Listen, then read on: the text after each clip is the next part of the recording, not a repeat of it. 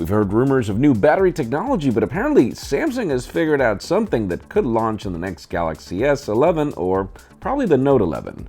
A bezel-less display has been shown off at HTC, and we're wondering what Huawei device it could be. And LG is gearing up to bring us a folding phone with 3 displays, hopefully very soon.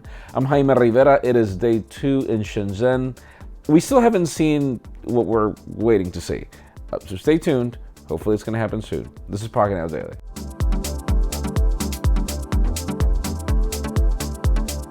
The official news today begin with deals. I have said it once and I'll repeat it again. Apple Watch Series 3 used to be a device that I would recommend, but then they made the move to composite backs instead of ceramic backs.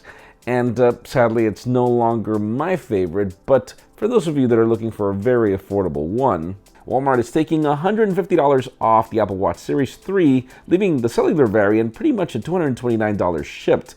Both the 38mm and the 42mm are available with deals. Again, you have to just be nice with the bottom and you'll be fine with the watch. You'll learn more in the description. Now, let's talk about the class action lawsuit and the fact that it is now final against Google. Those of you that had the original Pixel, it seems that you could be in for some significant cash depending on your scenario. For the original Google Pixel and Pixel XL owners who bought the phone before January 2017 and experienced microphone issues, you might be able to get around as much as $500, but you have until October 7th to file the claim, and you can learn more in the description as it depends on every single case. Like, depending, if you didn't have the microphone issues, it's a certain amount of money.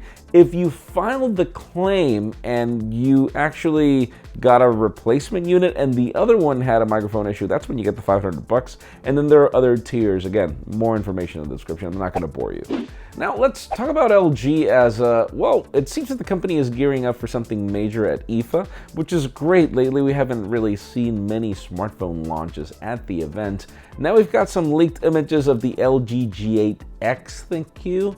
I hate that they're still keeping the ThinQ, but there are a couple of interesting elements here. First of all, we have a 6.2-inch Quad HD Plus display according to leaks, the dual cameras at the back, and if you notice, the fingerprint scanner is gone, so this could be LG's first phone with an on-display fingerprint scanner. We also have rumors of a Qualcomm Snapdragon 855 or 855 Plus, and it looks like there is a headphone jack. Now, what there is smaller is that the notch has been reduced, making us think that the Z camera crashed and burned because nobody cared about it, and therefore we're getting a smaller one. We'll see.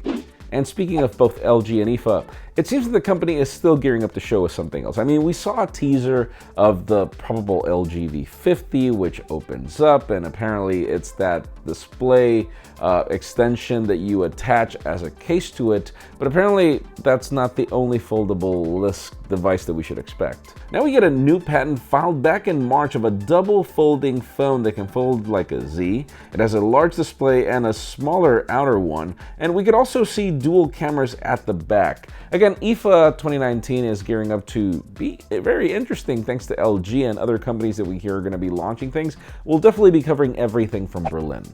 Now let's talk about Huawei as apparently in the Huawei Developer Conference, aka HTC, there was a device on display that left a little controversy and a lot of questions. We actually weren't at the event, but there was a device that had no bezels, an in-display fingerprint scanner, and even though we have no information as to what to expect, some are already speculating that this could be either the Mate 30 Pro or the P40. Whatever the case may be, if you look at Huawei's lineup, we either have punch holes or teardrops, or a notch.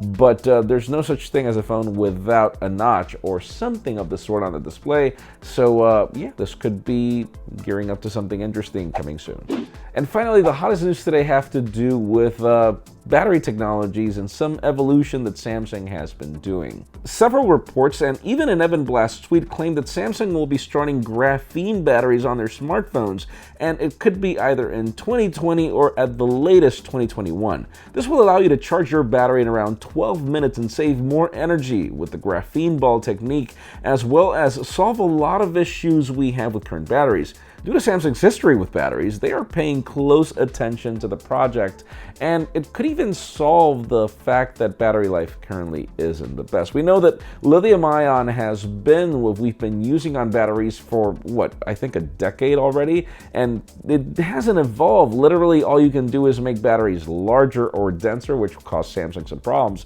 So the solution has been graphene. Apparently, it could be the S11, it could be the Note 11. Let us know in the comments down below, what do you think? Do you think that you're happy with the battery life on your phone?